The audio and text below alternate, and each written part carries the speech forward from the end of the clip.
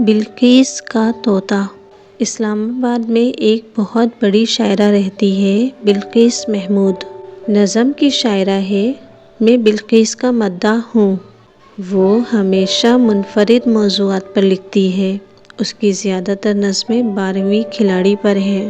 اس کا بیٹا تاشی امریکہ چلا گیا تو بلقیس نے ایک نظم ان دنوں سے متعلق لکھی جب اس کا بیٹا تاشی اسلام آباد میں اپنی امی ابا کے ساتھ رہتا تھا۔ یہ ایک طویل نظم ہے، اس کے چند اقتباسات پیش کرتا ہوں۔ صاحبو، یہ بھی جان لو کہ بلقیس کا گھر احترام اور رسم بھرا ٹریڈیشنل گھر نہیں ہے۔ گھر کی فضا آزاد ہے، پیار بھری ہے۔ اس کے باوجود وہ اپنے بیٹے تاشی کے جذبات یوں رقم کرتی ہے: مجھے لگتا ہے امی، میں بڑھاپے سے بھری بستی میں آ کر پھنس گیا ہوں۔ یہاں ہر شخص بوڑھا ہے، یہ 14 سال کی بہنا، یہ 16 سال کا بھائی، یہ دونوں آپ، یہ گہرے سلیٹی رنگ کی بے رنگ سی دنیا۔ خدایا، میں کہاں پر آ گیا ہوں؟ یہاں ہنسنا ہنسانا جرم لگتا ہے، یہاں پر زندگی کے گیت گانا بین ہے شاید۔ میرا کیا جرم ہے امی؟ مجھے لگتا ہے امی، آپ سب صیاد ہیں میرے پر کاٹ کر پنجرے میں رکھ لینے کی ایک خواہش۔ بس ایک خوش رنگ سا طوطا، میاں مٹھو، کہ جب چاہا میاں مٹھو میاں مٹھو کہا، بہلا لیا، خوش کر لیا اپنے بڑھاپے کو۔ تعجب ہے مجھے امی کہ اپنے دوستوں میں آپ ہنستی ہیں۔ مجھے سچ سچ بتائیں، آپ کو ہنسنا بھی آتا ہے؟ کوئی حس لطافت آپ میں بھی ہے؟ کوئی سینس آف ہیومر آپ میں بھی ہے؟ مجھے تو آپ سارے دکھ کے مارے بوڑھے بوڑھے لوگ لگتے ہیں کہ جن کی ساری کوشش ہے مجھے بھی توڑ کر رکھ دیں۔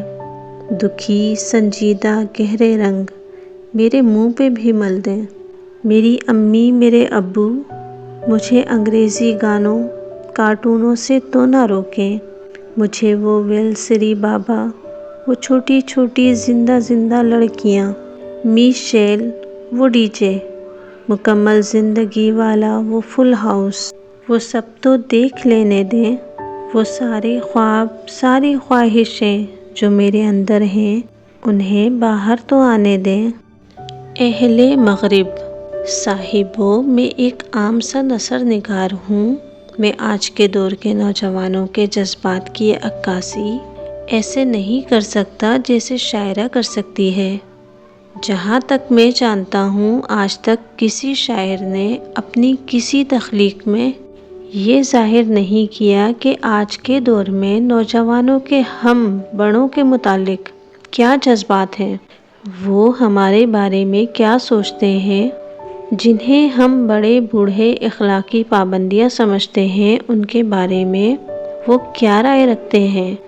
ہم بڑے سمجھتے ہیں کہ یہ جو دور جدید ہے، یہ ہمارے نوجوانوں کا پیدا کردہ فتنہ ہے۔ یہ ہماری غلط فہمی ہے۔ یہ فتنہ صرف ہمارے ہاں ہی نہیں آیا، یہ آندھی تو ساری دنیا پر چل رہی ہے۔